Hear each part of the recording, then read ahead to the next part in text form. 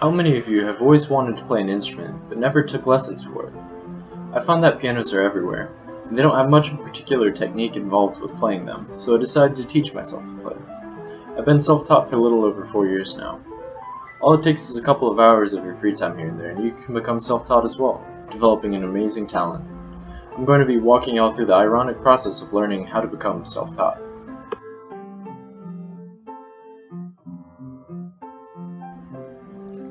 Reading music is by far the least enjoyable step of learning to play piano, but it's absolutely necessary to be able to start. One needs to become familiar with the process of reading music before playing, but you don't need to know it intimately. You can find the names of the notes with a quick Google search. I'd recommend the Piano Keyboard Guide. The notes are a pattern of 8 notes, A to G, that repeat themselves, with little half steps in between. If you see a pound sign on the sheet or moving to the right on a keyboard by a half step, you have a sharp. If you see a little B or moving left by a half step, you have a flat. A tip I learned from watching others is not to go through your music and label every note. Instead of memorizing the note names, doing that makes you dependent on seeing the name to be able to find the note. However, writing notes to yourself can be handy, so I'll write a little something next to a spot where I frequently mess up or forget what to play next. Keep in mind that it's not important to be a Mozart when it comes to reading music. All you need to be able to do is read the first couple notes. I can't speak for traditional learning, but my self-taught method is by rapidly adding and subtracting so that I minimize the quantity of notes that I actually have to read. Coincidentally, it's also the method taught by Laura Beauchamp, a keyboard professor at Capital University Conservatory of Music.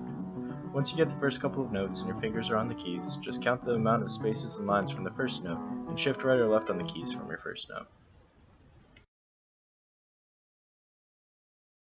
While most people might tell you to pick a song for beginners and make incremental progress towards increasingly harder songs, I'm going to tell you the opposite. That's for people with far too much free time on their hands. We're going to just jump right to the hard stuff, and while it'll be much harder to learn these more complex songs with little practice, we skip entire years of dedication, which is perfect for your responsible college kids who are terrified of commitment. You're going to practice this song over and over again in a mind-numbing fashion, irritating everyone within earshot. But ignore them and persevere, and eventually you'll have an awesome talent that impresses everyone.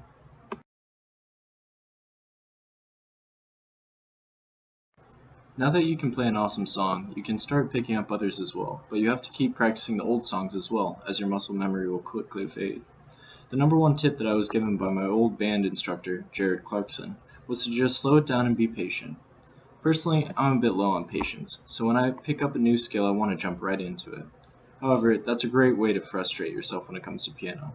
Slow everything down, play it all at the correct tempo, and then gradually speed it up once you have it down. Remember, making mistakes only builds bad habits in your muscle memory, so it's better to play it all flawlessly and slow than to play it fast but wrong.